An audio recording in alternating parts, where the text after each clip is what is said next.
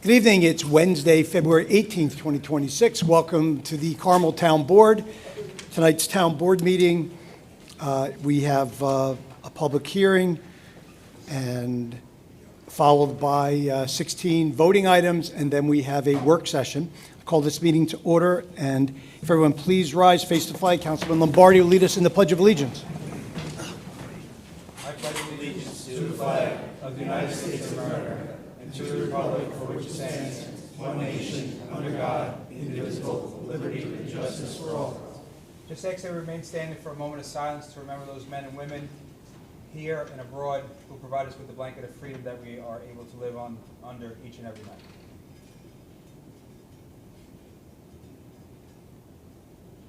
Thank you. Thank you. If our town clerk, Alice Daly, would please do a roll call attendance. Councilman Schanil? Here. Councilman Lugo? Here. Councilman Kearns? Present. Councilman Lombardi? Here. Supervisor Cazzari? Here. Chief Hoffman, would you come up to the microphone? I want to move the appointments of probationary sergeant, detective, and lieutenant, 3, 4, 5, and 6 up. We have a large crowd here to see the ceremony, so Chief. Thank you, Mr. Supervisor, members of the board. Thanks for having us here this evening. Before we get to those swearing in, I'd like to acknowledge the reason we're here, and that's a couple of retirements. The first is Sergeant Christopher Fox. Chris was with us for 22 years, and since 2023, he's been our sergeant and our senior man, and he's kind of been the big brother for everybody downstairs, and he's going to be missed. Additionally, Chris retired at the end of last month, and in a couple of weeks, at the end of this month, we'll be seeing also the retirement of Lieutenant Neil Brown. Neil's been with us for 20 years. He's a United States Army veteran. He's been a police officer, sergeant, PBA president, and he finished up as the administrative commander as a lieutenant.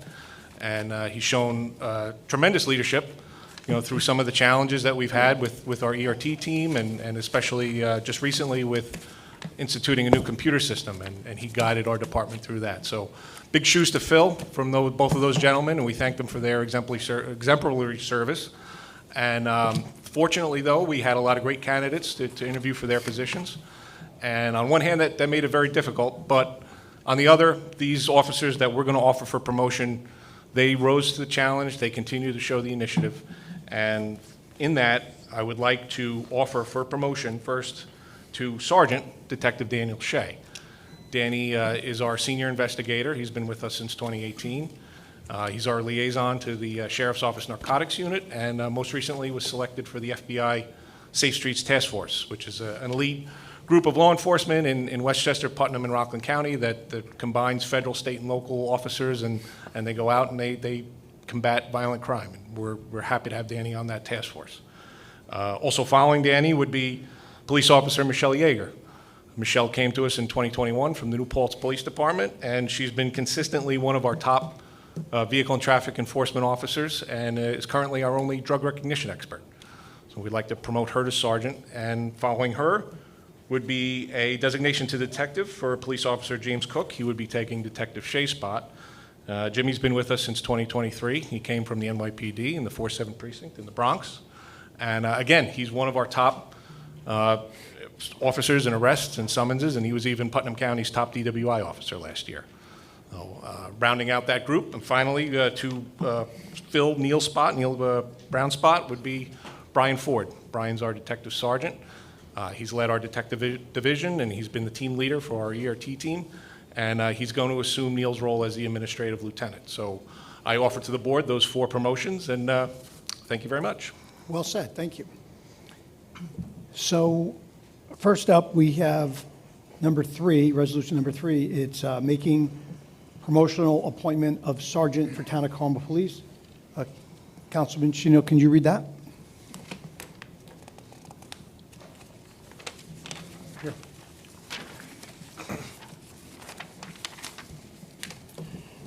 Resolved that the Town Board of the Town of Carmel, acting as Commissioners of the Town of Carmel Police Department, hereby appoints Detective Daniel Shea to the position of Sergeant, effective February 18, 2026, on a promotional probationary basis, subject to the provisions of civil service law and the civil service rules and regulations. I offer this resolution as read. Second. Could we please have a roll call? Councilman Schanil? Yes, with pleasure. Councilman Lugo? Absolutely. Councilman Kearns? Absolutely. Councilman Lombardi? With pleasure. Supervisor Cazzari? Yes, congratulations, Daniel.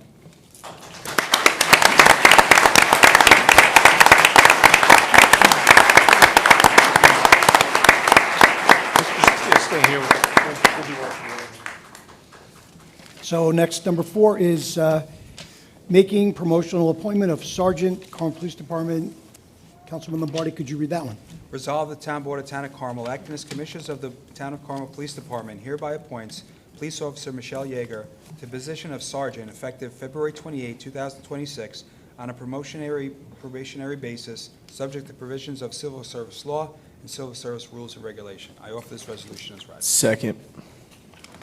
Roll call again, please. Councilman Schanil? Yes, with pleasure. Councilman Lugo? Yes, with pleasure. Councilman Kearns? Yes. Councilman Lombardi? With pleasure. Supervisor Cazzari? Yes, congratulations, Michelle.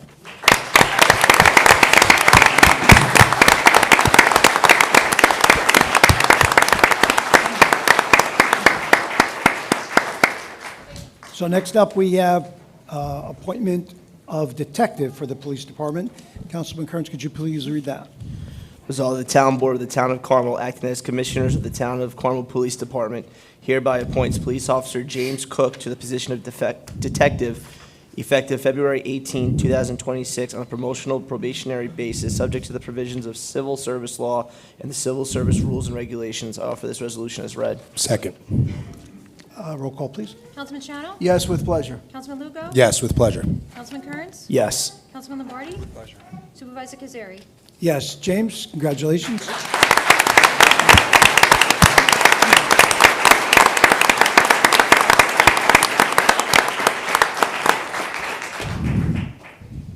And lastly, appointment of probationary lieutenant. Would you please read that, Councilman Lugo? Yes. Resolved that the Town Board of the Town of Carmel, acting as Commissioners of the Town of Carmel Police Department, hereby appoints Detective Brian Ford to the position of Lieutenant, effective February 28, 2026, on a promotional probationary basis, subject to the provisions of civil service law and the civil service rules and regulations. I offer this resolution as read. Second. Again, a roll call, please. Councilman Schanil? Yes, with pleasure. Councilman Lugo? Absolutely. Councilman Kearns? Yes. Councilman Lombardi? With pleasure. Supervisor Cazzari? Yes. Brian, congratulations.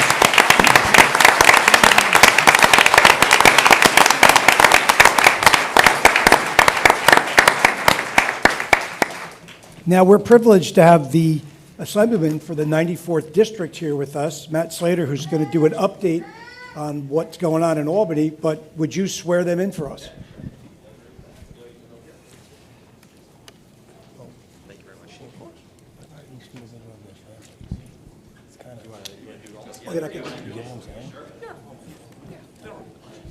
Do you guys want your families to join you?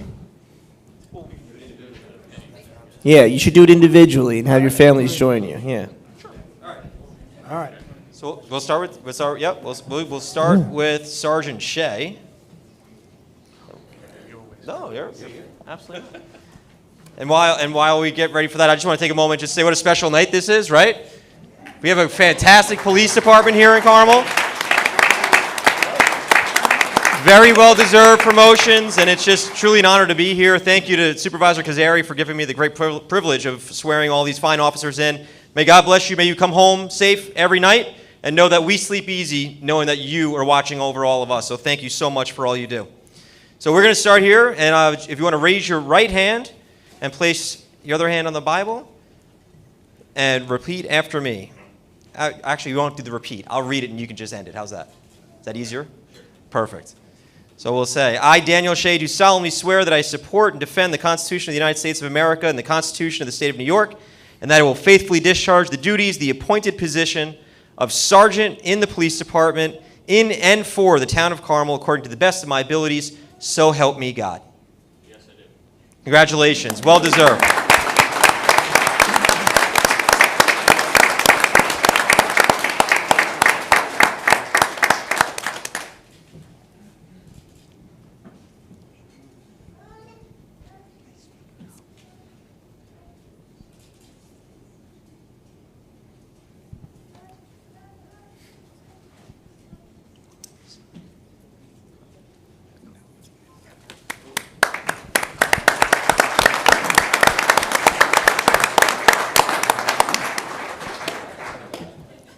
All right, next we will have Sergeant Michelle Yeager join us.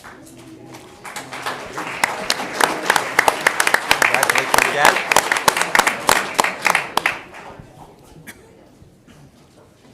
Awesome.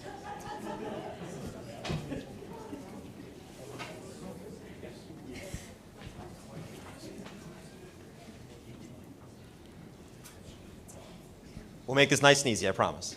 Okay? Do you, Michelle Yeager, solemnly swear that you will support and defend the Constitution of the United States of America and the Constitution of the State of New York, and that you will faithfully discharge the duties of the appointed position of Sergeant in the Police Department in and for the Town of Carmel according to the best of your abilities, so help you God? Congratulations. Well deserved.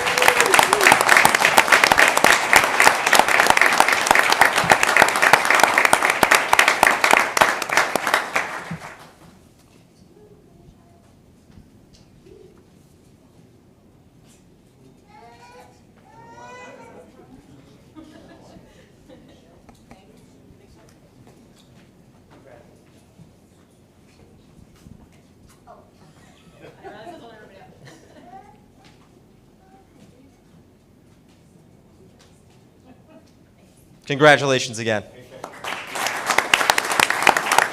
Next, we will have Detective James Cook join us.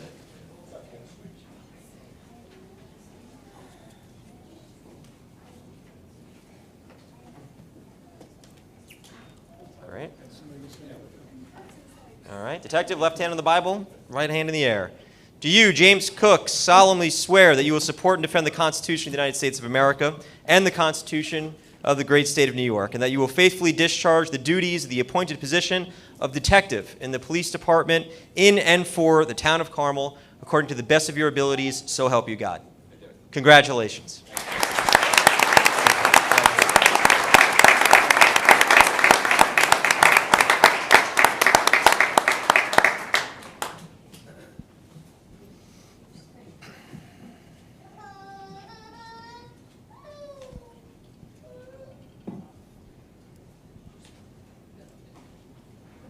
Push me out of the way. You just push me out of the way. It's okay. It's more important that you get your pictures.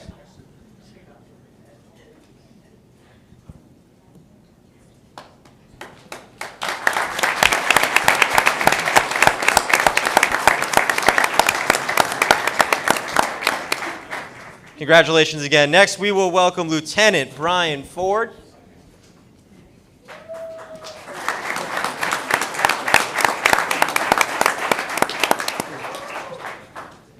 Okay.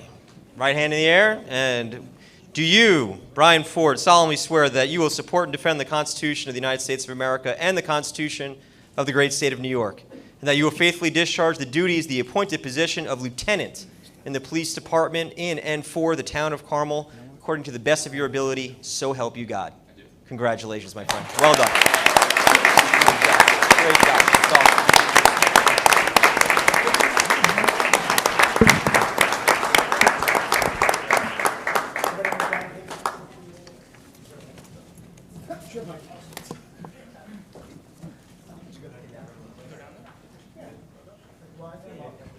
Line them up like bowling pins.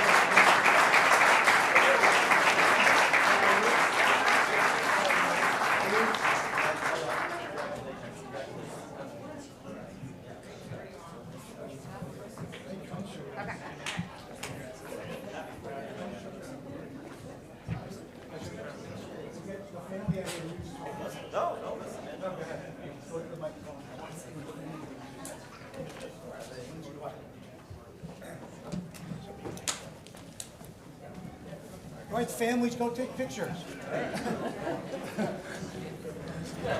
Thanks, Chief. Good night. Congratulations. Congratulations.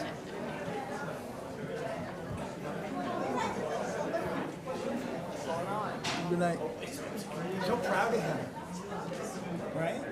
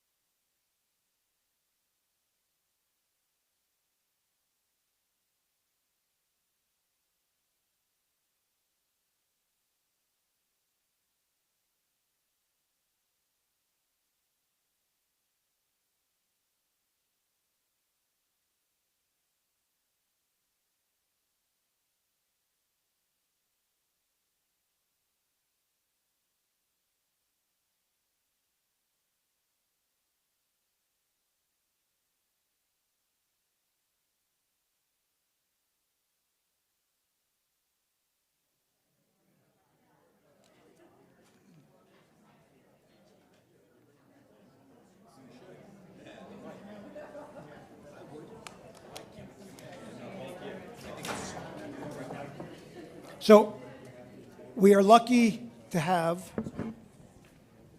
our Assemblyman here, and he wants to tell us what's going on in Albany. Assemblyman Thank you, Slater? Supervisor. I appreciate it. And just for the record, I promise you 10 minutes. I'm starting my timer. Okay? I don't want you to think I'm going on too long. Hey, Matt, you have all the time in the world. Thank you, Councilman. I appreciate it. Well, good evening, everybody. My name is Matt Slater. I am proud to represent the 94th Assembly District, which includes the entire town of Carmel. This is our legislative break week, and unlike some who like to spend their legislative break week on the beach, I spend mine here at town board meetings. And so this is my third town board meeting this week because I want to try to provide some clarity and really try to connect the dots between state government and local government. I was a town supervisor in Yorktown, as you know, and so I always found it frustrating when things were being discussed or decided in Albany, and I had no idea about it because the local government, all of you, you're the ones who implement majority of the things that are discussed and ultimately passed. So I thought it was important just to come by real quick, say hello, and just give you a quick update on some of the things that are going on. I want to start with energy, though, before I begin into the budget. Last night I was here with NYSEG. They held a customer service call where they were able to help some constituents who had these sky-high back-breaking bills. I just want to provide a little clarity for those at home and those here tonight about what's really going on. The current crisis, and I am calling it a crisis, I think we're having an energy heart attack here in New York State. And that is because your supply costs are through the roof. Your bill is made up of three pieces. Your bill is made up of your delivery rate, your supply rate, and taxes, fees, and surcharges the state collects. You don't even know that you're being taxed in your energy bill, but you are, because this is New York. The delivery rate has not changed since May, because the delivery rate is approved by the Public Service Commission. And so right now, that has not changed at all. Why is your bill so high? Your bill is so high because of the supply side of the equation. That is the cost of producing electricity. That is what is the problem. And if you look at the New York Independent Systems Operator website, they will tell you that we have seen upwards of a 1,000% increase in supply costs this winter. This is cyclical. It's cyclical because it's a supply and demand situation. When demand goes up during the winter, because we want to heat our homes, we want to heat our businesses and our municipal buildings, but there's limited and restrictive supply. There's limited and restrictive supply because of years at this point of policies that have been passed that have put us in this predicament. And so that is the real reason why we're facing this problem. I have led a call for the governor to declare a state of emergency. I think that is critically important for 3 reasons. One, you can safeguard ratepayers. Right now, NYSERDA, for example, is sitting on $2.4 billion in taxpayer money that are in their reserves. $2.4 billion. Last year, the governor released inflation rebate checks. Well, we should be doing the same thing right now for energy relief checks, too. And I think that we can accomplish that. Secondarily, we should be suspending all taxes, fees, and surcharges that are in your bill. That is 12% of your bill for NYSEG customers. So if you want to talk about providing relief, we can provide hundreds of dollars in relief with a snap of the fingers, because right now we don't need that money. And then thirdly, and most importantly, we need to expedite the siting, the permitting, and the construction of baseload power generation projects. That means things like nuclear power. The governor has proposed in her budget expanding nuclear power from 5 megawatts to 20. That's an important and pivotal step. I agree with it. The problem is it's going to take years to accomplish that. Meanwhile, we all know that Indian Point's been shut down. So that's the real issue that we're facing as a state, is the lack of supply, the lack of baseload power. And so that is what we need to really get serious about and expedite a real solution. There is no quick and easy fix to this, unfortunately, because this has been going on for years, really back to about 2019. But this is the state that we're in, so I just wanted to provide a little clarity on that before I get into the budget. Any questions? I know that I received some letters from some of the board members here. There is a pending rate case for NYSEG to increase their delivery rate. That has not been approved at this point in time. We are working very, very hard to stop that rate increase from being implemented as proposed, especially because they proposed a 35% delivery rate increase. I don't think it's going to be anywhere near that, if there even is one, but we are working very, very hard to make sure that that is not the case. Is that getting bipartisan support? Stopping the rate increase? Absolutely. It's a bipartisan issue. Everyone knows that we're dealing with an affordability crisis. I had a gentleman in here who I met with just yesterday. His electric bill here in Carmel was $2,400 last month. It's insane. And so I think everyone recognizes that we have to do something. It's just a question of what.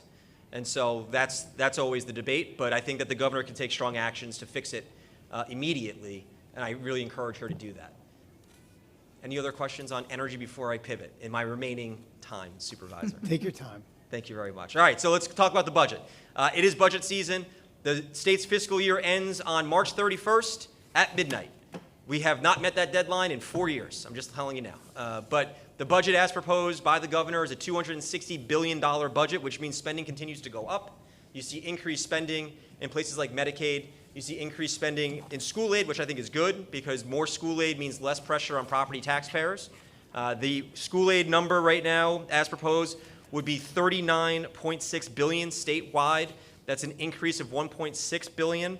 But what does that mean for the town of Carmel? For the Carmel Central School District, that's a 3.6% increase, and that would be $1.4 million additional in school aid. And for the Mahopac School District, that would be an additional $1.6 million in school aid. I support our public schools, and I think it's important that we make sure that we're funding them because of the great services that they provide. And so I agree with the governor that investing in education is important, and so I'm hoping to see that that continues as we go through the final phases of the budget. I also want to talk about transportation. I'm on the Transportation Committee. I hate to say this because it's not something that I'm proud of, but the Hudson Valley Region 8 has the worst rated state roads and state bridges in all of New York. That is a fact. That's not my numbers. That's not my analysis. That's actually the Department of Transportation's numbers and their own analysis that say that. And so we have a major problem when it comes to infrastructure, especially on our state roads and highways, and it's something that we are pushing very hard to get rectified. The 5-year capital plan ends next year. Our region is due $700+ million to fill out that $1.6 billion 5-year capital plan. And so we are pressing the Department of Transportation Commissioner to ensure that we not only see that money, but we understand where that money is being spent. And we are very strongly advocating to make sure that those dollars get brought right back here to the 94th Assembly District so we can make sure that we are repairing our roads and making sure that we have safe, adequate roadways for our residents, because we know here in the Hudson Valley that our state roads are the main arteries of our communities, and it's critically important that we are making sure that we are keeping up with the need. One area that I disagree with the governor on, and there are, listen, it's a $260 billion budget. I can give you 1,000 areas I disagree with the governor on, but I want to talk about the areas that I agree with the governor on. One of the areas that I wanted to highlight where we disagree is on CHIPS. And I know our highway superintendent is here, Mike Stern, and CHIPS is what our local governments use to pave our roads. And this is important for the town board because right now the governor is proposing to hold the CHIPS allocation flat for the coming year. That is unacceptable. It is unacceptable because, as we know, the cost to pave roads has continued to climb. And so we need to do more when it comes to our local funding of roads. We are proposing tomorrow, we'll be at a press conference, proposing $250 million more to make sure that we have adequate dollars to pave our roads. And just a few important facts for people at home to know, 87% of the roads in New York State are maintained by our local highways, 87%. The need that we have right now, according to the experts, is $100 billion, more than what we currently have. And the governor's proposing a flat budget. That's unacceptable, and we need to do better. And so working with our highway departments and our highway superintendents and all of our local officials, that's something that we're going to be advocating for as we get through the end of the budget process. And I'm hopeful that we're going to see an increase in that CHIPS allocation, which only helps your budget as you prepare it for next year. I do also want to touch on Universal Pre-K. I think this is a great program. UPK, my daughter was in the first UPK program in Yorktown. It was fantastic. But here's the thing, UPK in the Hudson Valley, we have not been getting our fair share. The school districts have only been getting $5,400 per pupil to implement UPK. And if you're a parent who understands the cost of childcare right now, $5,400 gets you 3 months if you're lucky. And our school districts have been asked to carry that burden. Finally, we're getting parity with New York City, where the governor's proposing $10,000 per pupil, which is going to help not only sustain our UPK programs in the Hudson Valley, but also is going to make sure that we have more seats and slots available. There's a lot more to go through. I just also want to raise for the town board, SECRA. There is a proposal to reform SECRA, and I just want to fast forward to that real quick because of what you do on a daily basis. SECRA is a critical component of everything that you do here. And so the governor is, as we all know, she's been pushing different ideas to improve and enhance housing across New York State. And so this year, her attempt to do that is through reforming SECRA. And I'm going to stop it at 1 second because I'm going to just hold it for there. But SECRA is where she's focused on. So she's going to have statutory deadlines. And this is where I want your feedback. I have my thoughts on it as a former town supervisor, but I would love to hear all of yours. But statutory deadlines, that you have 1 year to determine if an applicant needs an EIS. And then if there is an EIS needed, you have 2 years to complete that EIS. And so we all know, I think anyway, that it's important that we recognize that, yes, some of those processes can absolutely be, I think, expedited. And it also saves the cost of doing business with our municipalities because of the soft costs of getting all those pieces of the process done. But we cannot, and we will not, and I will not allow us to lose local control of our decision-making process.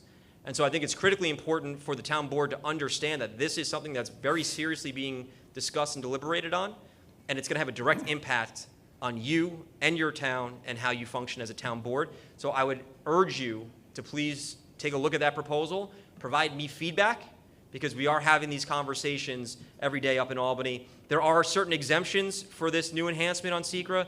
The ones that really, I think, for our purposes here that would impact us, deal with public parks, daycare facilities, replacement of existing water infrastructure and green infrastructure. They get exemptions from the expedited SECRA process. Everything else is going to have that applied to them. So really important for you to understand and know what we're talking about as you start to formulate your budget, as you start looking down the road on your sales tax receipts, and start making some financial decisions, but also from a process standpoint, understanding what may be changing and what you may have to deal with according to state law. I'm here to be a resource for all of you. It's been phenomenal partnering with the Town Board of Carmel on a whole host of issues. I will add, by the way, especially for Councilman Lombardi, unfortunately, absolutely nothing on whether it's discovery, on raise the age, on bail reform. There's no proposal from the governor coming that deals with any of those pieces. And I agree with you in your advocacy on this issue, something that we've talked about a lot, that it desperately needs to change. But unfortunately, that is not the case right now. And so I can go on. I know you have a busy schedule. I'm going to be brief. But I do want to thank you for the opportunity, and I'm happy to open it up to questions that you may have of me about the state budget, or I'm happy to take your questions as well. And I'm always happy to take your questions. You know that. Not a problem. But I'm going to start with the town board and see if you have any questions that I might be able to Matt, answer. really quickly, with regard to the local control issue. Yeah. I think you know how we feel about that. We are all on We've the same talked about page. it for years. We cannot have the state shove their agenda down the throat of residents who don't agree with it. I understand. We live here. Yeah. They don't. Right. We're a drive-through for them. Right. So that for us, and that I think I speak for all of us, is really important that we still maintain local control of zoning issues, housing issues, No things question. like that. For, so I know you said we can't do anything about the bail reform, and we'll continue to push that every year. Well, I'm not saying you can't do anything. I'm saying there's no proposal No, in the budget right. to Chances address are- any of those issues. Chances are that's not going to happen. It's not going to be added in. But we're not gonna stop with fighting for it, though. I agree with you. But with regard to the local control, I mean, we've seen over the past 5-6 years, we've had to fight our own state Yeah. for what we think is right in our backyard. Yes, And you have. we need to send a message to Albany, cut the nonsense. Because if you want to force things down our throat, send a check with it. No question. Okay, That was stop. one of, when we first saw the first housing proposal come out of the Hochul administration, that's exactly what I said, which is they completely failed to provide any funding whatsoever to implement anything they wanted to ensure we had proper infrastructure, proper water, sewer, any of the bones that you need to build a community. Instead, they just wanted to really take away our ability on the zoning side and mandate housing in places that local communities didn't think were appropriate. That's a failed attempt, in my mind, of fixing the housing crisis. Yeah. So I wholeheartedly agree with you, and I can tell you that we are fighting that fight every day to make sure that we are able to retain local control.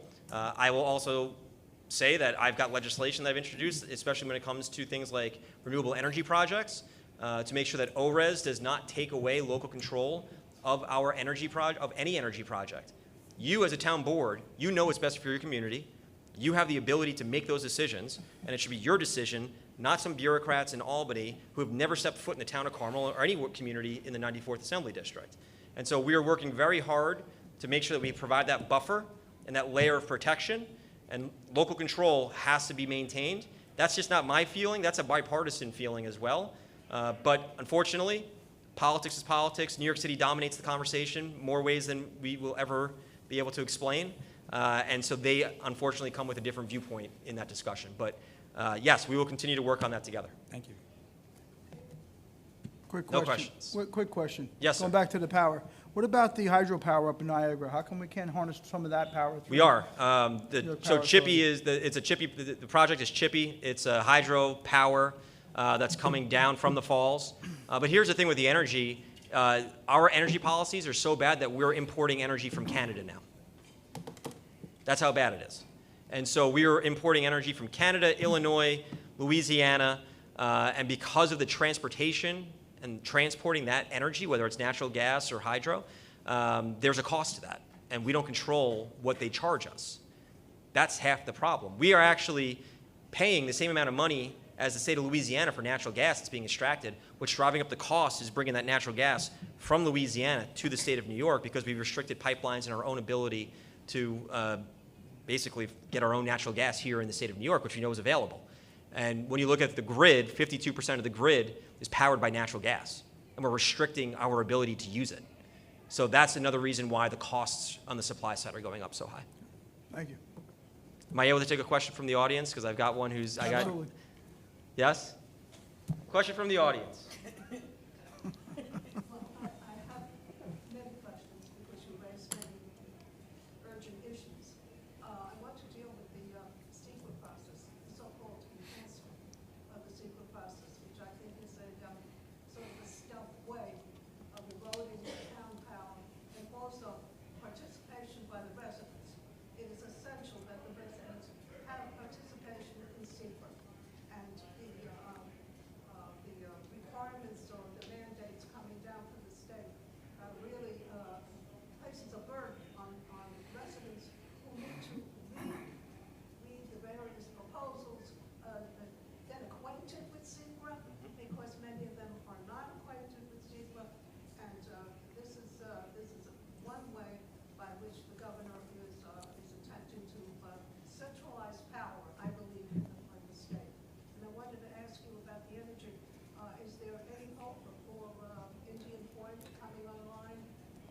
There's always hope. There's always hope. There's always hope. Listen, I am a diehard Met fan, and what's our slogan? You got to believe. So I do think that I'm holding out hope for Indian Point. My understanding actually is that the decommissioning process has actually been stopped at this point because they know that they can turn the turbines back on. I just had a meeting about it this morning. And so the problem is the cost. The price tag to turn on Indian Point is $10 billion, the last we heard. And I'll just be blunt, the politics of it make it even more difficult. And that's the problem. And so while I'm always hopeful, I don't know how realistic it is at this point in time. But it is the most immediate relief that we can provide from a base load energy generation. Assemblyman, I understand the labor unions were pushing for converting that with General Electric turbines. So can we do legislation in the state pushing that? I don't know if it's legislative, to be honest with you. It's going to be administrative from the local administration through the agencies that oversee the permitting. No, but like the DEC. Senate and the Assembly can't do a bill that says, kind of like what the town board does, saying, can you fix bail reform? This is ridiculous. You've Oh, made we can crime. we But can can't you do a certainly- bill that says, we, the Assembly, say, why don't you do this with turbines? This is idiotic. You can't do that? No, we can certainly do a resolution like that and provide it to the governor's office to advocate for the repurposing of Indian Point for the specific reason and purpose of baseload generation. Many of us have been doing that through our own communication with the administration. It's just not a legislative bill that we can pass. It doesn't. Right. So, but I think that many people agree with the idea of making sure Indian Point is a viable option, and there really needs to be a reexam. I think there actually is a bill that requires a study. I know there is. There's a bill that requires a study of what it would take to re-energize Indian Point as a nuclear power plant. But unfortunately, due to the politics of Planet Albany, it has not moved out of committee. Thank you. Yes, it is. So. Yeah, I appreciate it. Thank you. I don't want to take up any more time, but it's such a great honor to be here. It is a true honor and privilege to represent the 94th Assembly District. And if any constituents have any questions about any issues or any issues that we can help you with, whether it's your energy bills or dealing with any of the state agencies, please don't hesitate to contact our office. We're right over in Brewster on 3 Star Ridge Road, and we're happy to help anybody that needs it. So. I'm sorry, I'm coming in just one more. The Rapid Act, what is the percentage of that? Rapid Act, so the original Rapid Act passed, Yes, right, but the Rapid Act did not include battery storage, which was something that I fought against fiercely a lot, mostly not just because of my own beliefs in it, and the need for local control, but because of what we saw right here in Carmel and in Somers. And so the Rapid Act did not include, so just for those who may not know, the state has an office called ORES, the Office of Renewable Energy Siting, and they literally are going through towns all across New York, especially upstate, and they are bypassing local zoning decisions to put large renewable energy projects, whether it's solar, wind, mostly solar upstate, and then down in our area, because of our proximity to the grid, it's battery storage. Thankfully, they did not include battery storage in the final product that we were looking at, but it is something that is causing a lot of concern all across the state, especially upstate. Data centers are a big concern. That's a national problem, and not just a New York problem. Actually, in New York, we only have a handful of data centers that are online. The question with data centers, they use so much power. The question becomes, how do you ensure that their power use isn't being passed on to us, the average ratepayer? That is the discussion being had and a debate being had in Albany, but also across the country, because I think people recognize that you need data centers because of the technology that we use today. But how do you do it in a way that's safe, responsible, that protects local control, and that ensures ratepayers aren't actually supplementing their energy use? And so there are proposals that would ensure that data centers are producing their own energy. They're energy self-sufficient. That is something that's been implemented in other parts of the country, and that's something that the state is taking a hard look at right now, and we're looking at different proposals on how to deal with it. Our favorite librarian has a question for you back there. Oh, love our libraries. I just wanted to thank Councilman Slater for the $20,000 Lilly grant that we just got a check for today, that we will be using for capital improvements to provide more programming to the community. So we really appreciate you thinking of us. Something came to us to offer No problem. It's an honor. Always proud to support our libraries. They do amazing, amazing work in our communities. So anything that we can do to help them, we should. Thank you for supporting our libraries and our town. Thank you. Appreciate everyone's time. And my clock, I still have 1 second, by the way, just for the record. Thank you. Good night, everybody. Have a good In the night. twilight zone. So,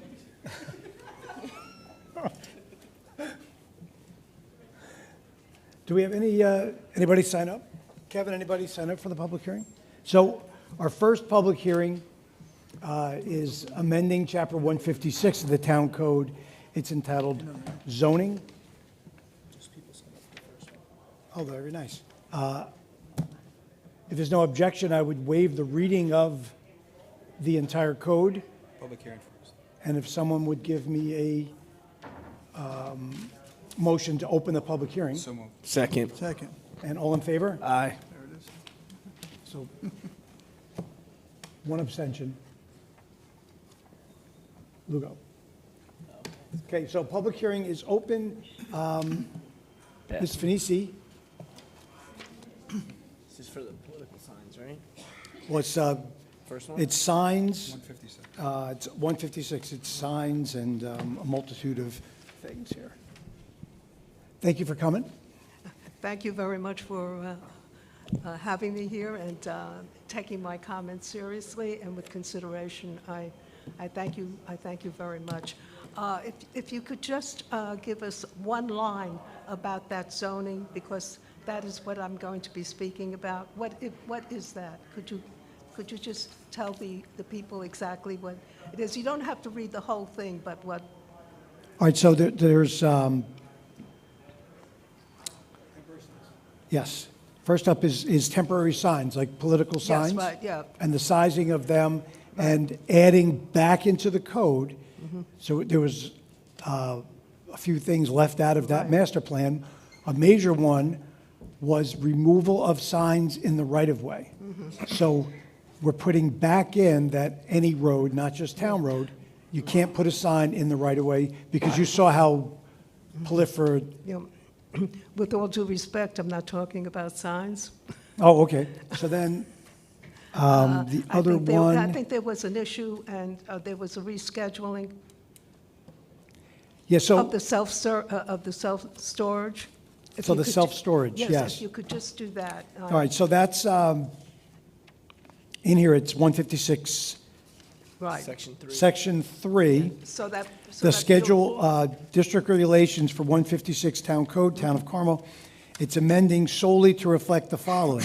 Self-storage warehouse shall be a permitted either as principal use or as a conditional use established by a special use permit in the corridor business, that's CB zone, provided same was legally permitted and in existence on or before March 1st, 2025, or that there exists fully submitted and pending application for site plan approval before the Town of Carmel Planning Board at the time of the enactment of this amendment. Right. B, self-storage warehouses shall be permitted principal use in a business park, a BP zone, provided that same was legally permitted and in existence on or before March 1st, 2025, or that there exists fully submitted and pending application for site plan approval before the Carmel Town Planning Board at the time of the enactment of this amendment. And C,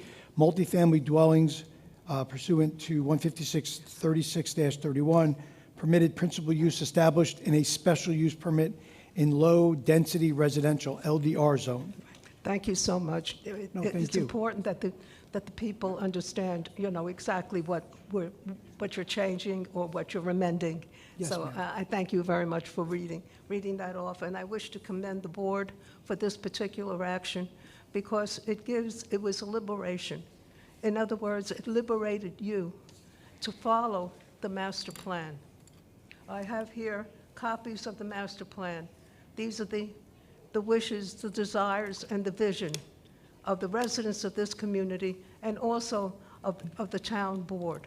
And so it liberates the board and developers, for that matter, to engage in a variety of development activities that are truly of benefit to the community.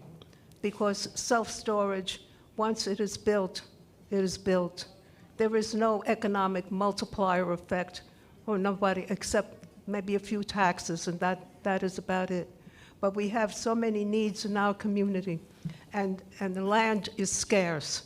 And to relay it just to self-storage is really a waste of land and not a benefit to the residents of this community. And again, I thank you, the board, for taking this action, and I hope that the vision that is in this master plan will be effectuated. Again, thank you very much, Supervisor. And thank you for coming the out. board. Thank you, ma'am.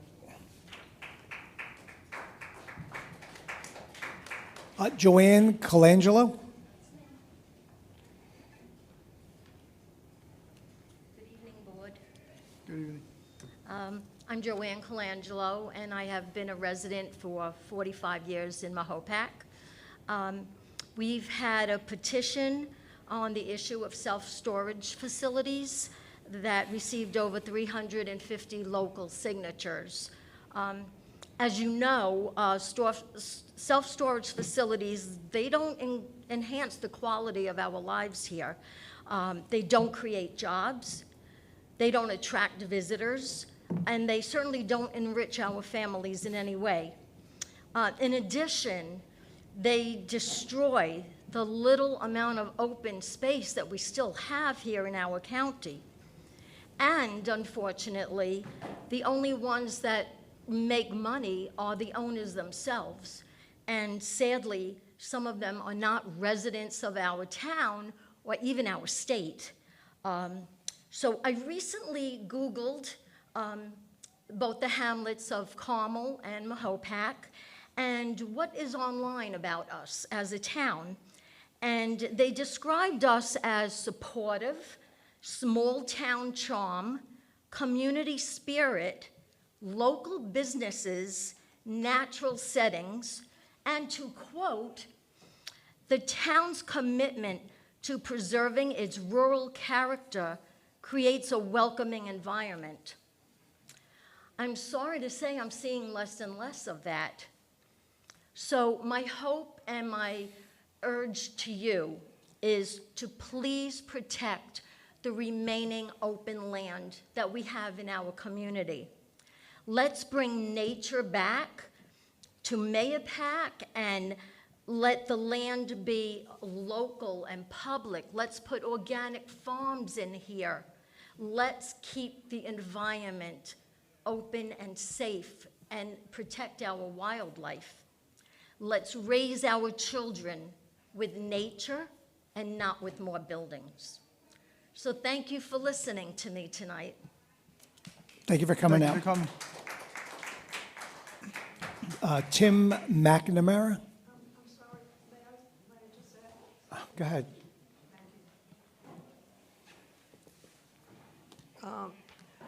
I spoke about the use of land and the use of property, that this liberates the town to explore other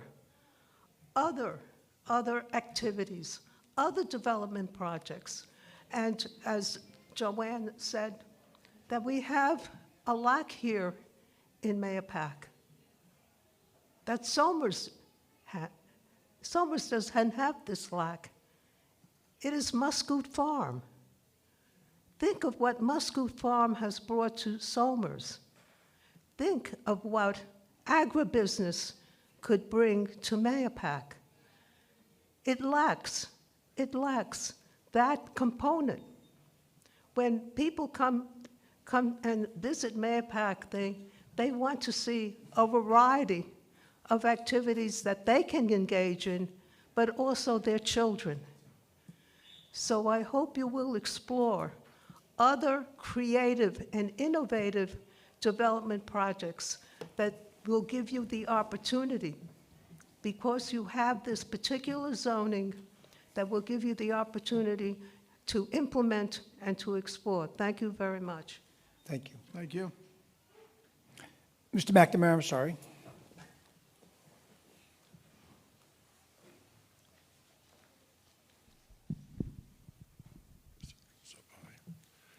Good evening. My name is Tim McNamara. I'm a resident of Mahopac. I wanted to talk about the zoning changes, but in a broader sense, the purpose of the political sign rules that are already on the books and that are being modified. I was gratified to see that there is attention being made to this issue, and enforcement is, I think, the purpose of it, to keep the, essentially the debris and the garbage and litter from campaign signs after the campaign is over. They should be gone. But my other concern is, or related concern is, and I'll tell a story that relates to my concern. Before the last election cycle, it was late August, early September 2026, I'm sorry, 2024, there was a large, very large poster size sign up. So this is approximately 2.5, 3 months before the election. It was probably maybe twice as big as the town sign up here on somebody's property, not in a right-of-way, but on somebody's property. This was, again, 3 months before the election. I called to the Department of Buildings. I spoke to a nice gentleman. He was very helpful. He understood. I said that sign is violating the law. It should come down. He said, he called me back about a day or two later, and he said, I checked with my manager, and they said, well, we can't really do anything about it because it's a First Amendment right. So we still have campaign signs, I guess they would call them, and this is not there are signs up that support still both of the recent presidential candidates that are very large. It's obviously how long, a year and a half after That looks like a flag. the election. The one you just held up looks like a flag. Well, it's got an eagle with, That's a flag, right? no, I wouldn't call that a flag. But to me, that looks like a campaign sign. Now, there are still signs up for both candidates that are very large. They're not little signs with the wires. My question is the board serious, and the Department of Building serious about enforcing the law with signs up that are up now months before and now a year and a half after the 2024 election? So to address not just that, but there was also one that had a derogatory comment on it in Lake Cassie, and it was on a pole, telephone pole. And I asked the building department about. I think I remember that. Because Right. one of the school teachers at Lakeview said the kids are driving past this and it's wrong. Right. And so they looked and they said, this pole belongs to the resident, it's private property, and hence, again, First Amendment, we did get them to take that down because we said that the language, you shouldn't use words like that, in public. But on private property, the way that I understand it, we cannot go and take down a sign. Now, if you lived in a development that had an HOA and all that, they've got rules about you can only have American flag and what, but So yeah, there's yeah, no we can't rest- enforce it in the townwide. No We can't do that. restriction of somebody wanting to put up large signs all over their property? No, Whether you're the pornographic or something like that, we could, or something that was a racial slur, we would certainly be able, I think, to do something, but The law applies, but we don't enter private property through signs. You can cite the person for Oh. having, the owner for having a sign on the property. I mean, that- Enter We- property. What about flags? Flag is not- That was- Banners are different. That was my understanding. I mean, that's a flag, it's not supporting a particular candidate. so you're saying if someone put a banner, if it wasn't in the right of way, like these big banners that we just had in that last election, that would be, we couldn't do anything with that? Those are two Trump banners that he just showed. We can cite for noncompliance with the law as it exists and as it presumably will exist if this is enacted. And take them to court. Physically go on private property. All right, so I stand corrected. We can cite, building department can cite them, and we'll make sure that the town council tells the That was building my department. reading of this, because it seemed there was right-of-way issues and how they were to be handled, and then there were otherwise included private or commercial property within the law. Yes, sir. Will those be cited? That's, council says followed up? yes. If it's a sign. To my understanding, if it's No. a sign, there's a difference between a sign, a banner, and a flag, correct? So a sign, a political sign is a sign, a banner is a banner. They differentiate. And a flag. And a flag is a flag, Flying a correct. flag on their private property, we can't tell them. You cannot tell them to take it down, correct? That's a distinction that I wasn't aware of. Is that in the law, that there's a banner and a sign are different? Yeah, it's not defined, it's private property. The photos that you just showed us, those two Trump signs were flags and banners, those are not political signs. Someone wants to fly a flag on their personal property, we're not gonna tell them to take it down. This also talks about No flag. temporary, this also talks about temporary signs. This is all you're modifying, temporary signs. Yeah. Right.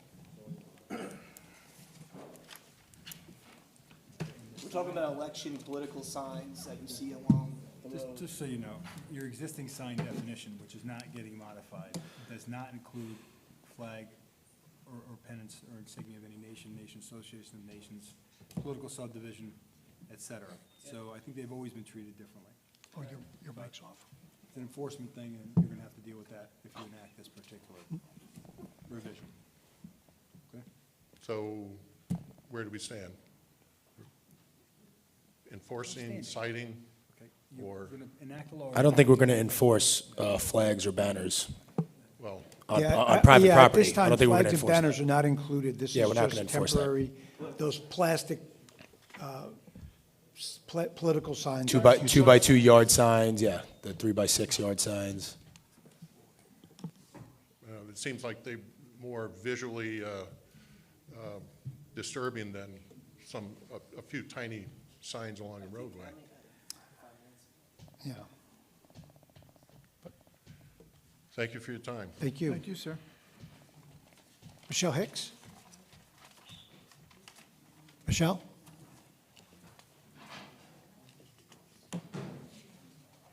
Can I add one thing to this section regarding signs that I didn't see on here? I just want to make a reference to the type of signs that are plastic in nature, they're like plastic bags that go over a metal coil. Can we put that in here, that we ban those? I mean, we don't get plastic bags from shopping centers. Why should we have plastic bag signs that can blow all over the town? If you're ever involved in townwide cleanup, we're constantly picking up those plastic bag signs out of, the sides of the streets. They've been sitting there for years. They don't deteriorate. They just, they pollute. I think that would be a good addition to this section.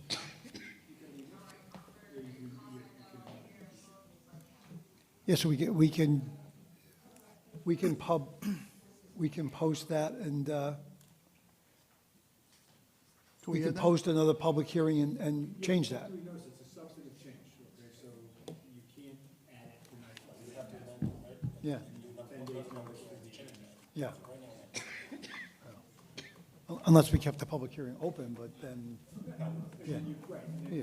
keep it open, you have to renotice the law with revisions. Yeah, so we're just, we can revisit all the suggestions from tonight and have another public hearing on more things and signs later on. Yeah. All right, so we'll compile the suggestions and we'll do another public hearing. Why wouldn't we just close it tonight and just make amendments to it? That's what he's, I think that's what he's saying. Close it, and then if we want to make future amendments, we'll repost the public hearing. Right. And we'll make the proposed I think amendment. that's Let's what he- close the process and close it. They'll close and approve what we're doing now. Yeah, Yes, then yes, post. yes, exactly. Yes, Yes, that's what I'm saying. Yes. okay. I'm sorry, Ms. Hicks. Hi, evening. Regarding the zoning it drew our attention, a few people from my neighborhood. And Madam, speak into the microphone, please. Comes from the sky. Yeah. I was going to say which one said it. So concerning the zoning of late, concerns regarding residential neighborhoods, which have been in existence since my time here, 63 years. And I was on the map looking specific to my area, which is Ridge Road, Circle, Collier, East, West, and North.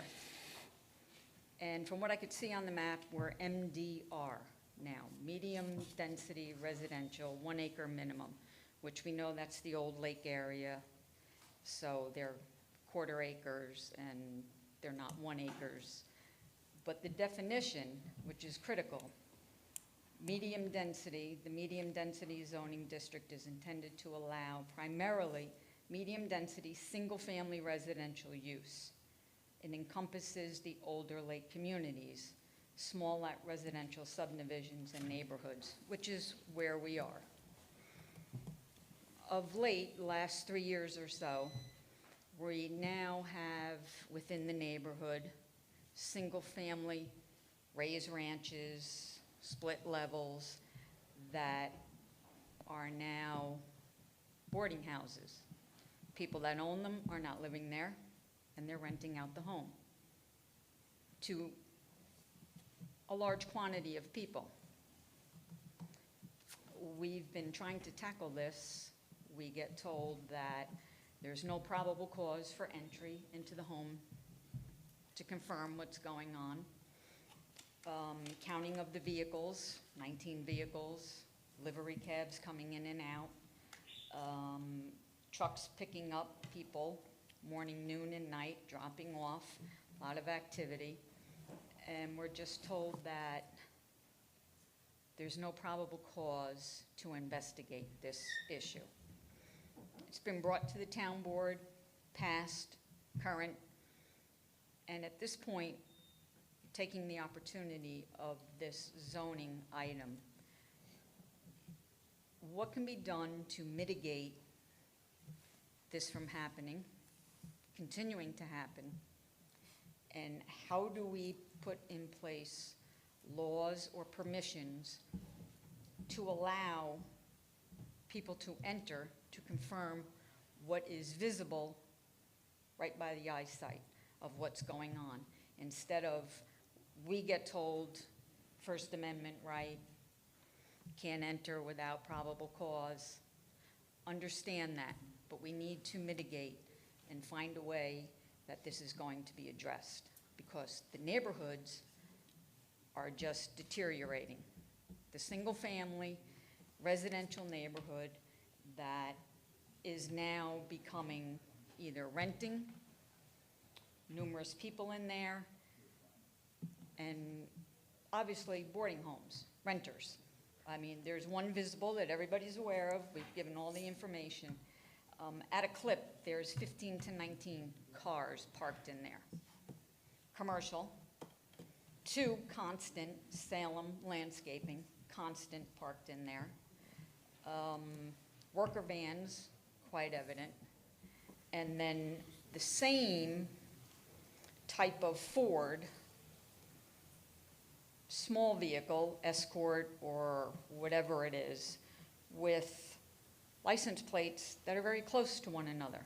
All new, all the same, in and out, in and out. So I'd like to take the opportunity that if we're going to be addressing the zoning in the residential neighborhood, along with also adhering to the town rules of cars in the driveway with no license plates, 3 at a residence, dilapidated cars and motorcycles, whatever's going on, that is an eyesore to the neighborhood that didn't exist, and now it exists. So I'm just asking, we're 3 years running here, that something can be done to mitigate and address the deterioration of what once was my beautiful neighborhood that I grew up from kindergarten catching the bus to what we are seeing now, which is very disheartening. Very disheartening. It is not a place where I would have my family continue to stay, which is very sad. So I'm just trying to take this opportunity to put that across. Everyone has the information. We don't have to get into it in length. We know exactly what we're talking about. It's been spoken to for 3 years, and I'm kind of hoping at this point, maybe something can be done. Is there more than 2 unregistered vehicles in driveways that you see? Mm-hmm. There's more than 2 unregistered vehicles, and you told the building department there's more than 2. Mm-hmm. All right, that's enforceable. Yep, So, yep.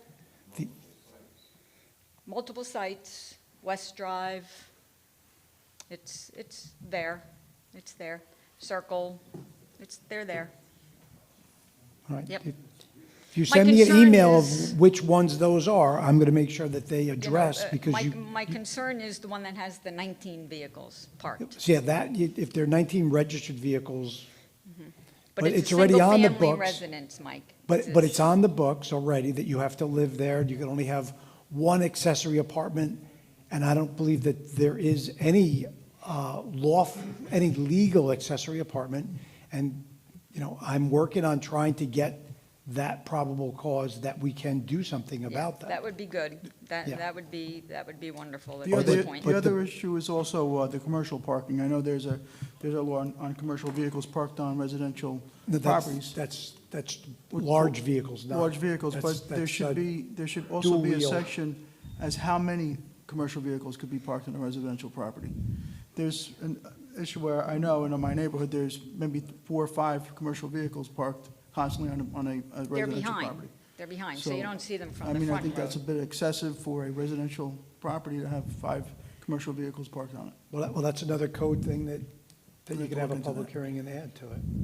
Are there 19 vehicles on a daily basis, you're telling me? In one driveway? All over 19 the vehicles? property, all over the property, Gotcha. Grass, backyards. right along the side, in the back.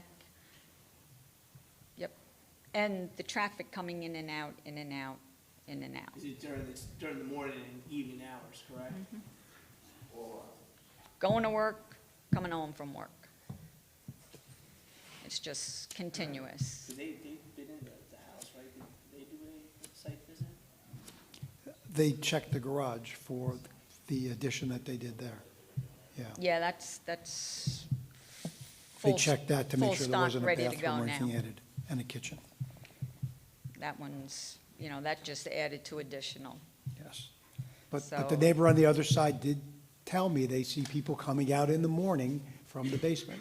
So that's something that needs to be, that building has to do. But I don't think we can add anything, right? We can't add anything to the law to give the building department the power. That's not for us, to give them the power to enter a residence. We need probable cause. Yeah, the building department can't get a warrant. Yeah. I mean, Yeah. the building department could be admitted into any building on consent if they say, can we come in? Yeah.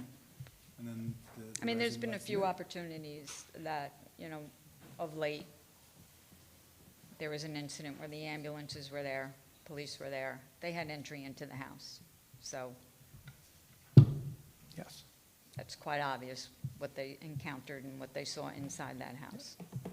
Yep, and I did request that they gather information, and I have not heard anything from the building department that they did or did not. But, that is something I've asked the chief to do, Yeah, yeah. because that is evidence.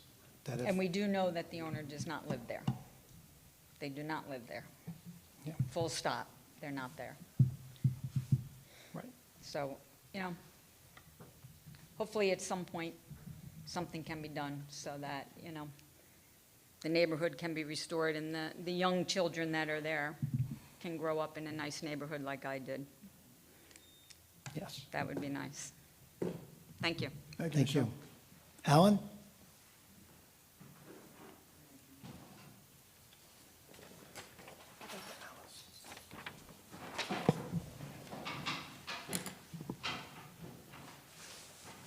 Good evening, and thank you for letting me speak. I'm a neighbor of Shelley Hicks, and when you drive past this house, you'll have no idea of how many cars are on that property because they built a gigantic garage, basically another house on the property where people are living. And they have pushed all sorts of debris, construction debris, into the swale that was between the two houses that was used for runoff for all these years, that goes directly down to the water supply for our town. You'll never know how many vehicles are there. They pushed all sorts of things into the ground and buried it, and nobody checked. There's an unbelievable amount of foot traffic, vehicle traffic. Somebody said something about having access. Well, yes, there are people living in the basement. There's people living everywhere in that house.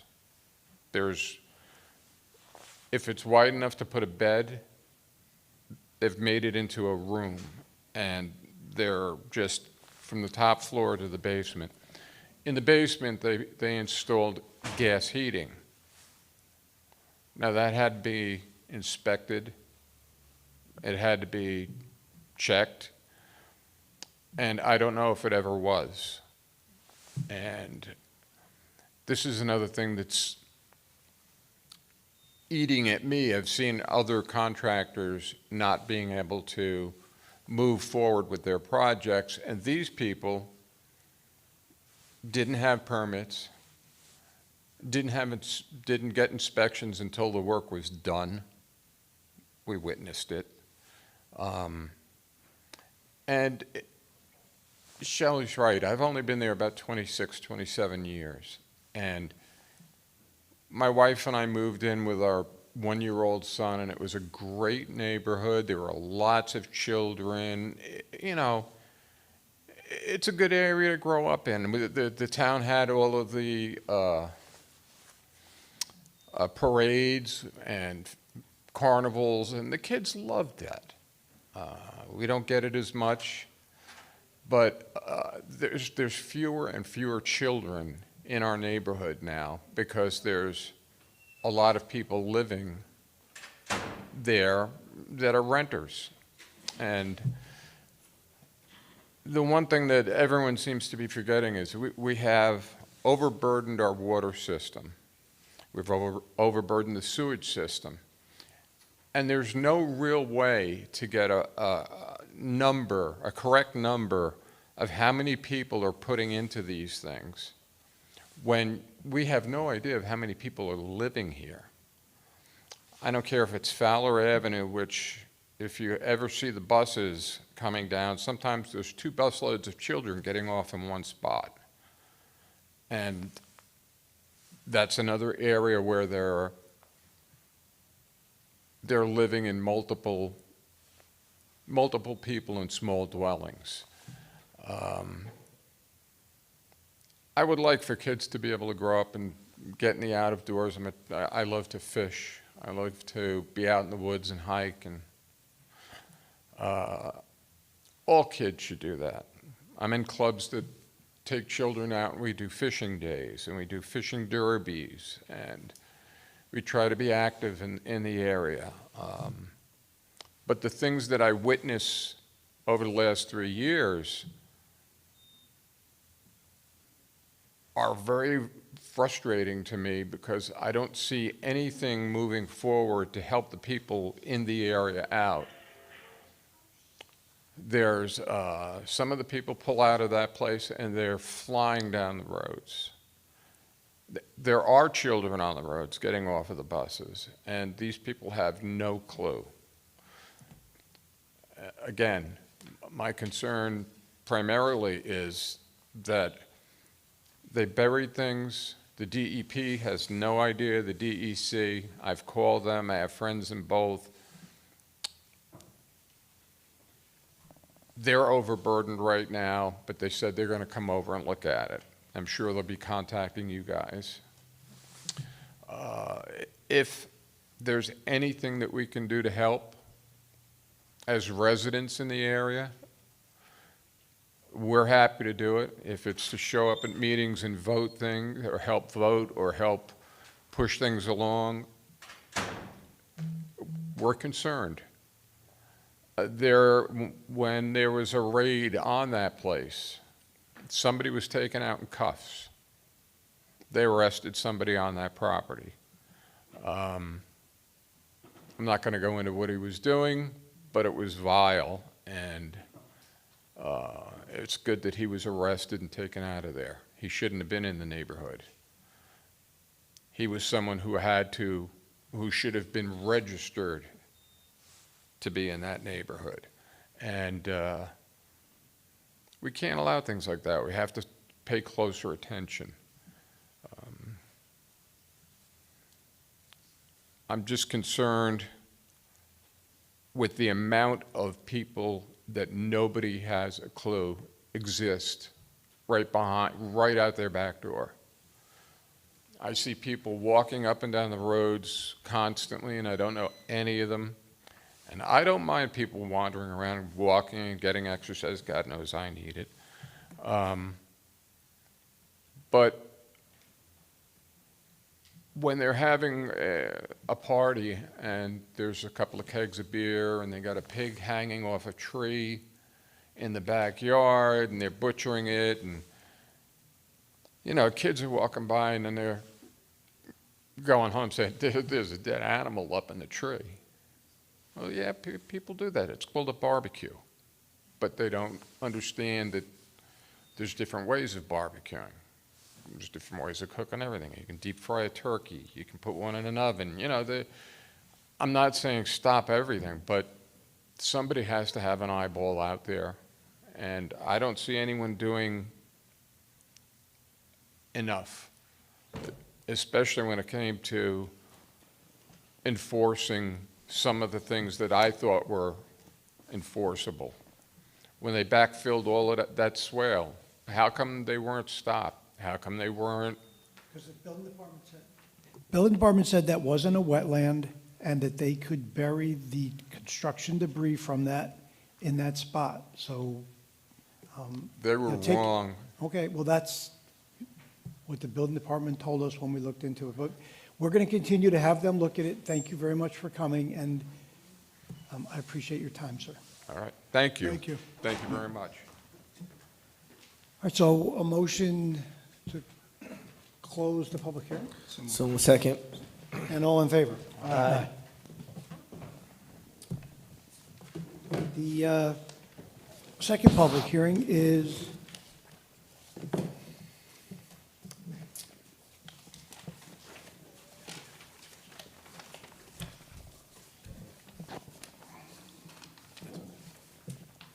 this is for the senior exemption.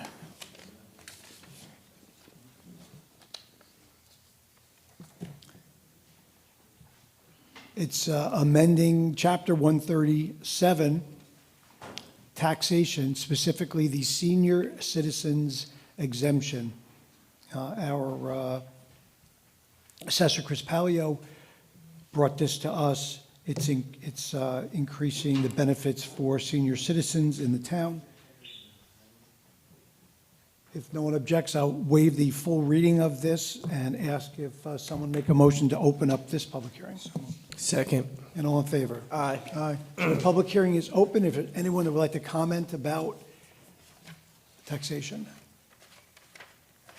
because Chris is here to answer questions. All right, seeing as how there's no public comment, get a motion to close this public hearing. So second. And second by Lugo, and all in favor? Aye. And the last public hearing is the fire and ambulance districts.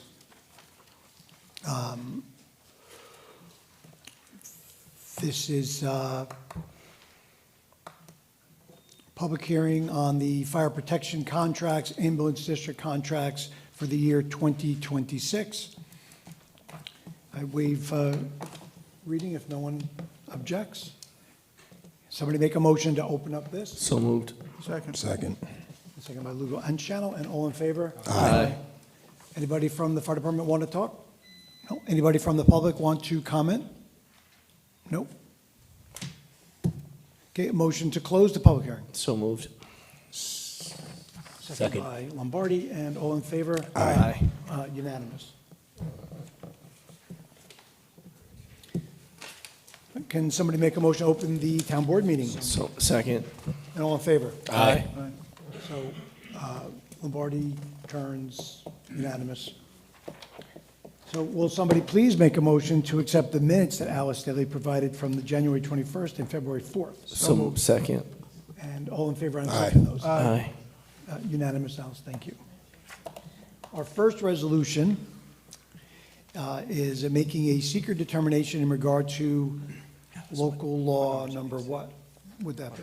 I think it's one. It'd be one. Local law number 1, amending chapter 156 of the Town Code of the Town of Carmel entitled zoning. Councilman Schanil, could you read that for us, adding the number 1 for the local law, please? Absolutely.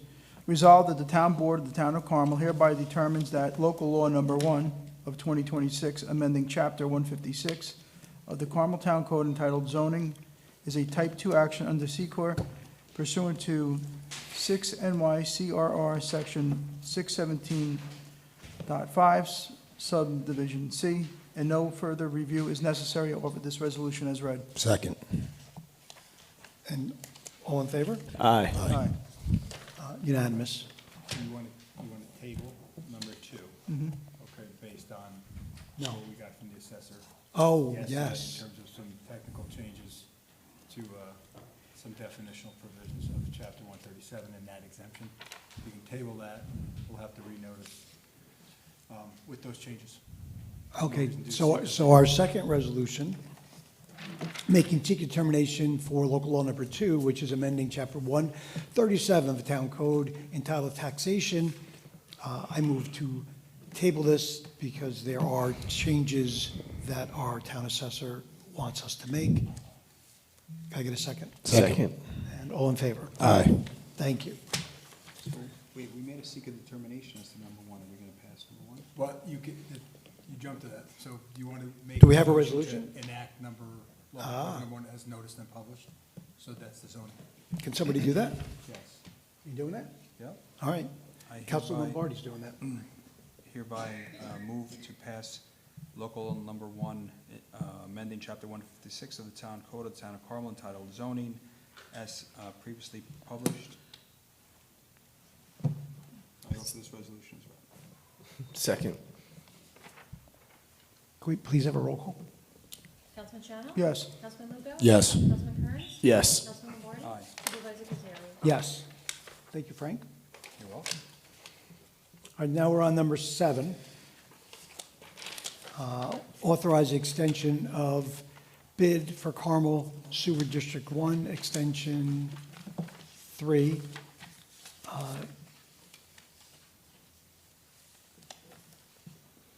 2, 3, 4, 5, 6, 7, and 8, Contract C 291. Councilman Lombardi, would you read that? Whereas the Town Board of Town of Carmel had previously authorized advertisements for the solicitation of bids for sewer jetting and pump station vacating within the sewer districts within the Town of Carmel. And whereas such bids were received and awarded to TAM Enterprises, Goshen, New York, on August 16, 2023, as the lowest responsible bidder meeting specifications, now therefore be it resolved, Town Board of Town of Carmel, acting as commissioners of various sewer districts within the Town of Carmel, and upon recommendation of Richard J. Franzetti, P.E., Town Engineer, hereby authorize the extension of awards of the aforesaid bids for sewer and jetting to TAM Enterprises, Goshen, New York, for years 2026 and 2027, at an annual cost of $101,900 and $103,700 respectively. And be further resolved that upon review of insurance certificates of form acceptable to Town Council, Town Supervisor Michael Cazzari is hereby authorized to execute any and all further documentation necessary to accept such bid and contract for jetting services. And be further resolved that the cost of said jetting services shall be allocated proportionally among the respective sewer districts of the Town of Carmel. And be further resolved that the Town Board of Town of Carmel, acting as commissioners of various sewer districts within the Town of Carmel, and upon the recommendation of Richard Franzetti, P.E., Town Engineer, hereby rejects all bids receiving for pump station vacating services. I offer the resolution as read. Second. Can we get a roll call again? Councilman Schanil? Yes. Councilman Lugo? Councilman Kearns? Yes. Councilman Lombardi? Aye. Supervisor Cazzari? Yes. The next one is acknowledging emergency repairs, Carmel Water and Sewer Districts. Resolve the Town Board of the Town of Carmel, acting as commissioners of the various water and sewer districts of the Town of Carmel, hereby acknowledges the emergency performance of water and sewer district collection system, distribution system, and treatment facility repairs as fully detailed in the memorandum of Town Engineer Richard J. Franzetti, P.E., to the Town Board dated February 2nd, 2026, as attached hereto and made a part hereof. I offer this as read. Second. Second by Kearns. Can we get a roll call again, please? Councilman Schanil? Yes. Councilman Lugo? Yes. Councilman Kearns? Yes. Councilman Lombardi? Aye. Supervisor Cazzari? Yes. Number 9 is authorizing the purchase for equipment, Town of Carmel Highway Department. Councilman Kearns, could you read that? Resolve the Town Board of the Town of Carmel, upon the recommendation of Town of Carmel Superintendent of Highways, Michael Stern, hereby authorizes the purchase of a 2026 dump body from Upstate New York Plow Truck and Body LLC at a cost not to exceed $16,907, and in accordance with the proposal dated January 30, 2026, which is attached hereto, incorporated herein, and made a part hereof. I offer this resolution as read. Second. Can we get another roll call, please? Councilman Schanil? Yes. Councilman Lugo? Yes. Councilman Kearns? Yes. Councilman Lombardi? Aye. Supervisor Cazzari? Yes. Next up is advertisement for bids. Councilman Lugo, could you please read number 10? Resolved that Richard J. Franzetti, P.E., Town of Carmel Town Engineer, is hereby authorized to advertise for bids for the purchase of chemical supply for use by the various Town of Carmel water and sewer district treatment facilities, and be it further resolved that upon finalization and completion of bid specifications, the Town Engineer is to furnish detailed specifications for the above to Town Clerk Alice Daly, which are to be used in conjunction with the town's general bid conditions and specifications. I offer this resolution as read. Second. All in favor? Aye. Unanimous, Alice. Number 11 is another advertisement for bids. Councilman Schanil, could you read that? Resolved that Richard J. Franzetti, P.E., Town of Carmel Town Engineer, is hereby authorized to advertise for bids for the services of Town Hall cleaning for use by the Town of Carmel. And be it further resolved that upon finalization and completion of bid specifications, the Town Engineer is to furnish detailed specifications for the above to the Town Clerk Alice Daly, which are to be used in conjunction with the Town general bid conditions and specifications. I offer this resolution as read. Second.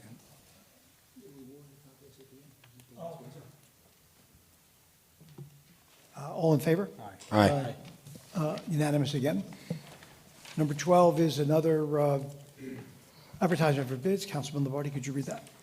Resolved that Richard J. Franzetti, P.E., Town of Carmel Engineer, is hereby authorized to advertise for bids for services for townwide garbage collection for cluster pickup services, and be it further resolved that upon finalization and completion of bid specifications, the Town Engineer is hereby to furnish detailed specifications for the above to Town Clerk Alice Daly, which are to be used in conjunction with the town's general bid conditions and specifications. I offer this resolution as read. Second. All in favor? Aye.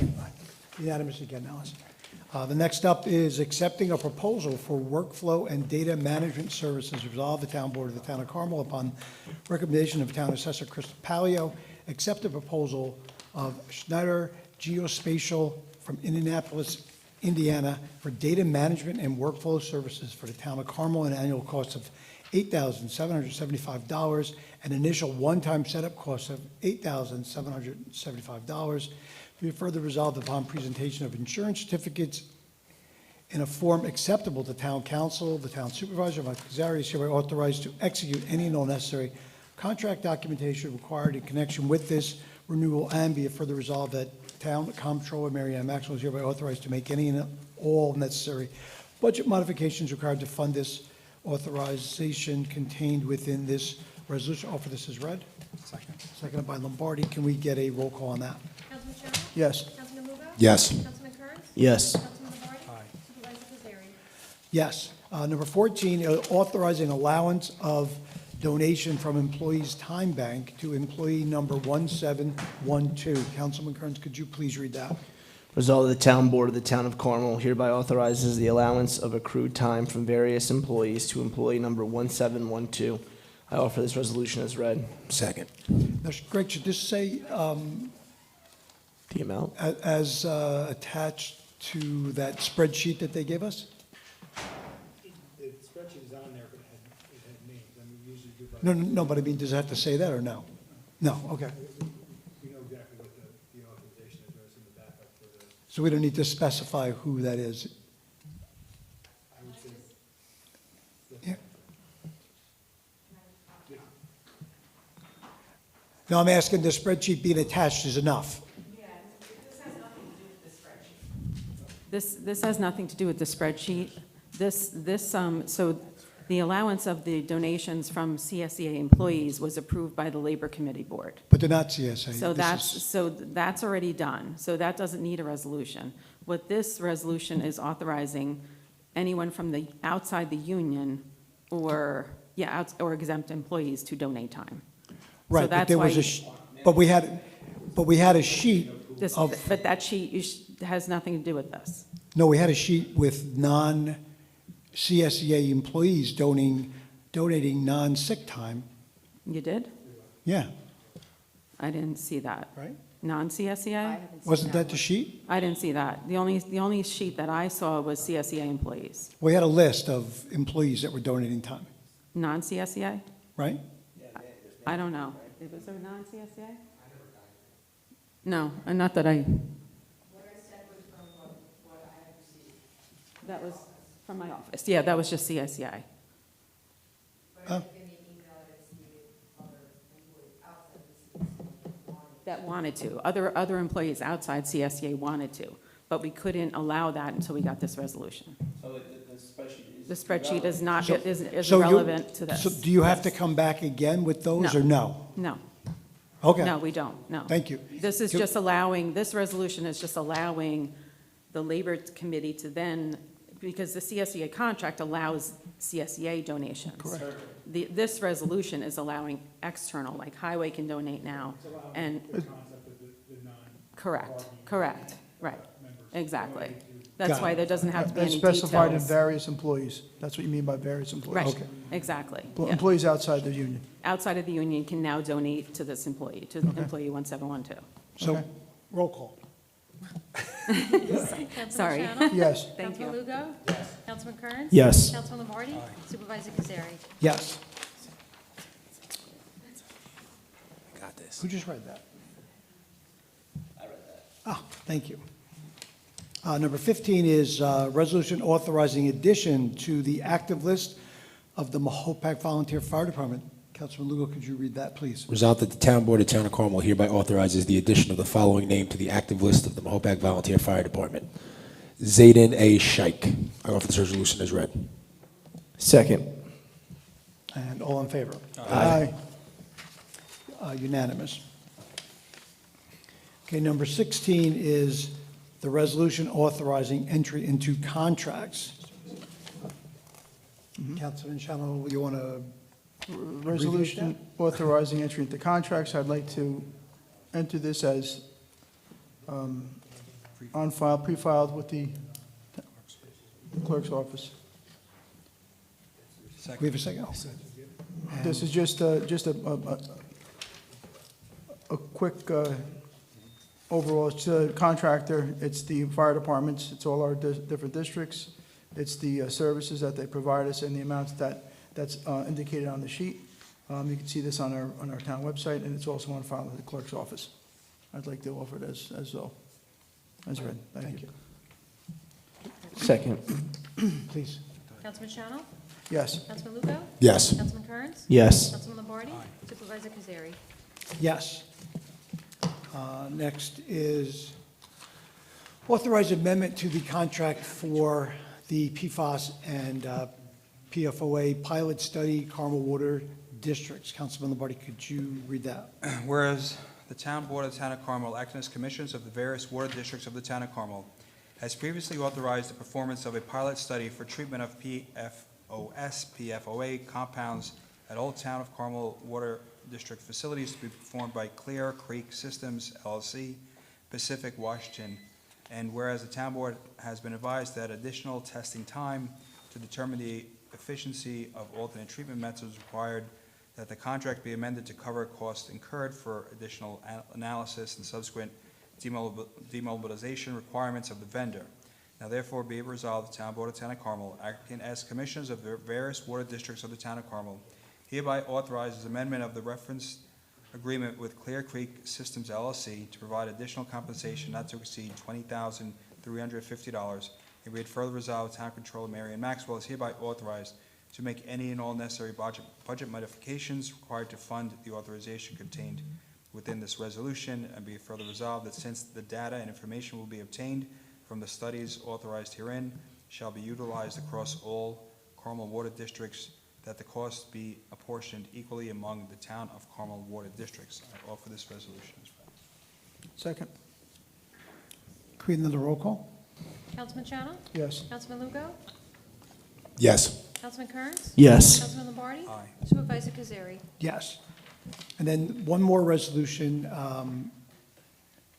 adding, making an appointment of a account clerk for the Town of Carmel Rec and Parks. Resolve the Town Board of the Town of Carmel hereby appoints Brian Stringer to the position of and title of account clerk in the Town of Carmel Recreation and Parks Department on a probationary basis effective February 23rd, 2026, subject to the terms of civil service law, civil service rules, and regulations at a CSEA Group 2, Step 1 salary level. I offer this as read. Second. Second by Kearns. Oh, you have one? Oh. Can we get a roll call on it? Councilman Schanil? Yes. Councilman Lugo? Yes. Councilman Kearns? Yes. Councilman Lombardi? Aye. Supervisor Kazari? Yes. Congratulations, Dina, you get help. Congrats, Nina. Can somebody make a motion to close the voting meeting? So moved. And all in favor? Aye. Thank you so much, Alice. Thank you, have a Thank good you, night. Thank you, Alice. Thanks, Alice. Thank you. So, can we open up the work session? So moved. I'll second it. And all in favor? Aye. Aye, that's 3 out of 5, that's enough. So first up, Mary Ann, welcome back up. Thank you. Encumbrances. Yes. Ziz. Yes, so these are encumbrances from 2025 that we're carrying forward to 2026. The first item is a data imaging equipment line. We've been budgeting about $5,000 or $10,000 a year and building that balance up. Currently, it's at $125,000. It's data imaging equipment for the town clerk's office. The technology line, we're bringing forward $11,390. That's the balance left in that line. In the contingency line, we have $54,776 left in software conversion, $25,600 left in the master plan. I'm not sure if there are any more costs associated with that, but I am going to carry that forward to 2026. I don't think so. There's not? No. Okay. If there's not, then we can Transfer it out. transfer that out in 2026 to another line, so. Great. We are carrying forward $313,566 in for Swan Cove improvements, $73,000 in the park maintenance equipment line. That's for, I think, the Tractor. The tractor, yeah, we're carrying that forward from 25 to 26. And $52,835 in the park capital improvement line is going to be carried forward to 2026. In Mahopac Falls Fire Department, we have $122,230 in the dry hydrant reserve and $100,000 in the Mahopac Volunteer Fire Department dry hydrant reserve. So we're just carrying those forward. Okay? Thank you. And then budget revisions? Budget revisions, yes. So these are the final budget revisions for 2025. I hope, I actually have one more that came up today.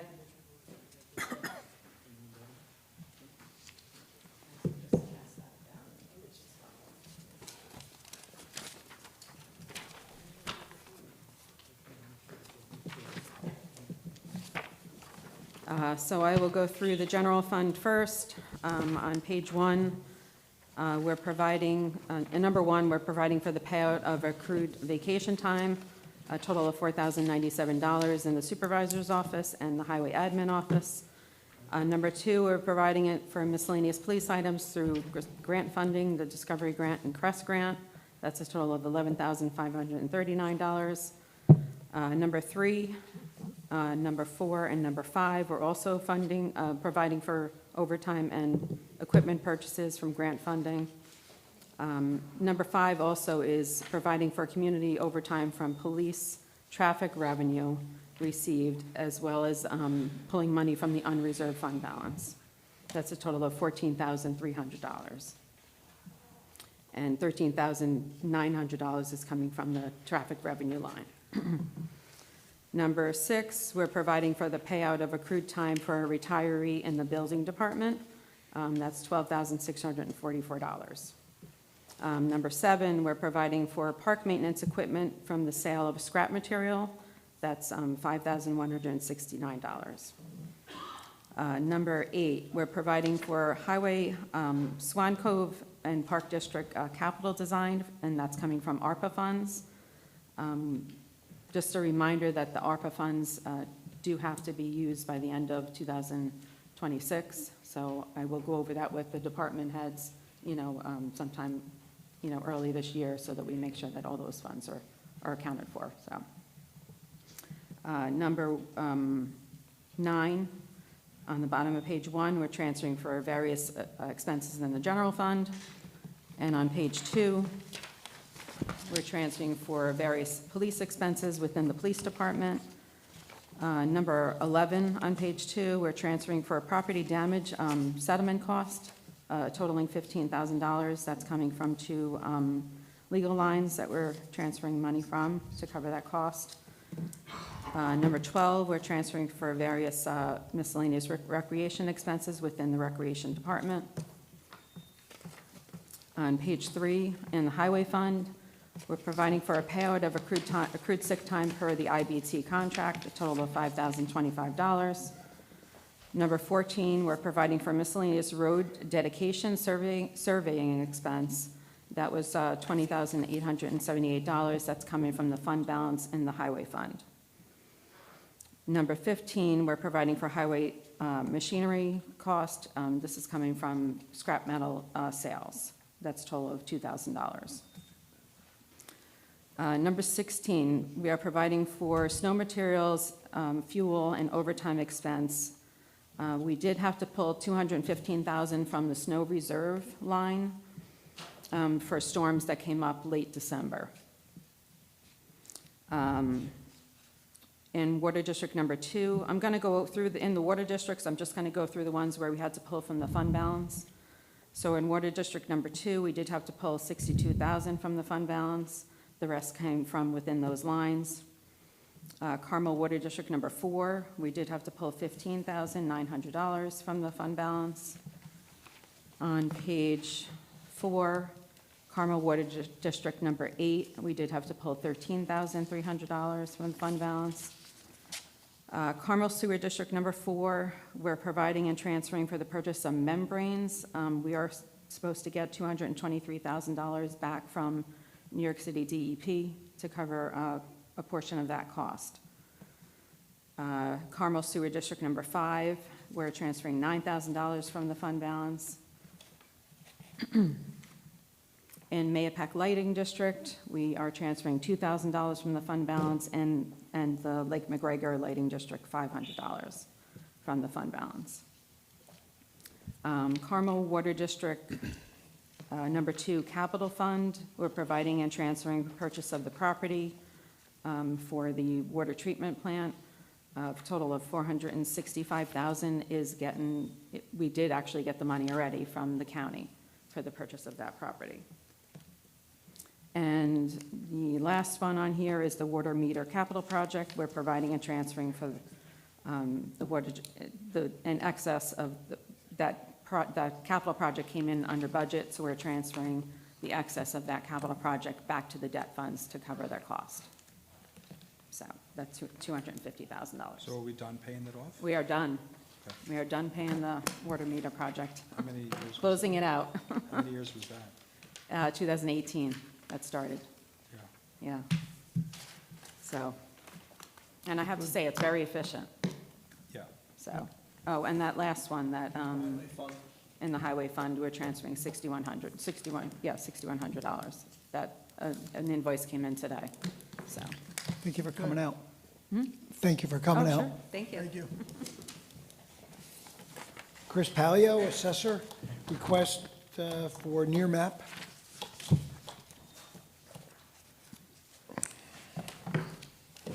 Good evening. Yeah, I'm requesting that we add a company called Nearmap as a vendor to the town.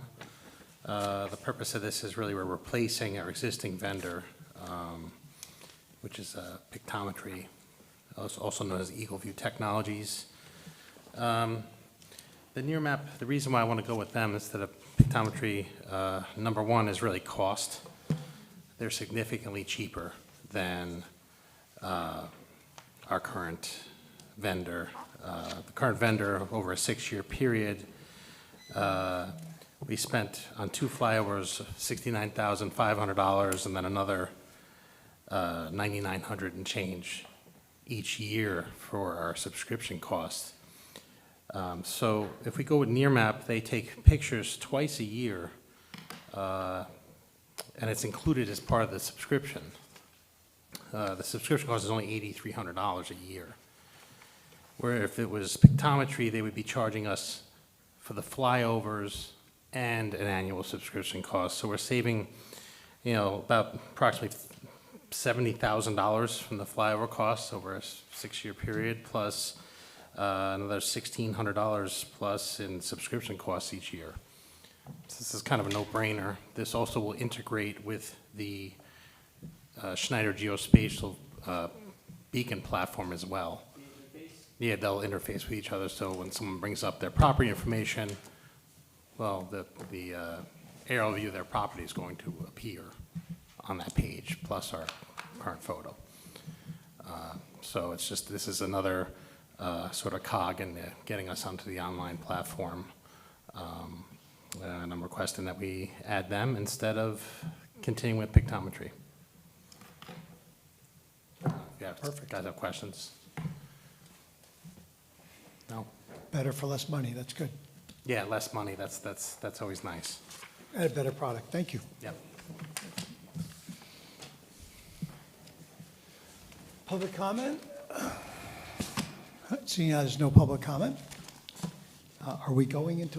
Yeah, if possible, I would like to make a motion to potentially invite some of the MSA board members, including Nina from Parks and Rec, to exec to discuss further MSA contract. Second. And all in favor? Aye. All right, we'll be closing out from executive session. We will see you 2 weeks. Good night, all. Good night.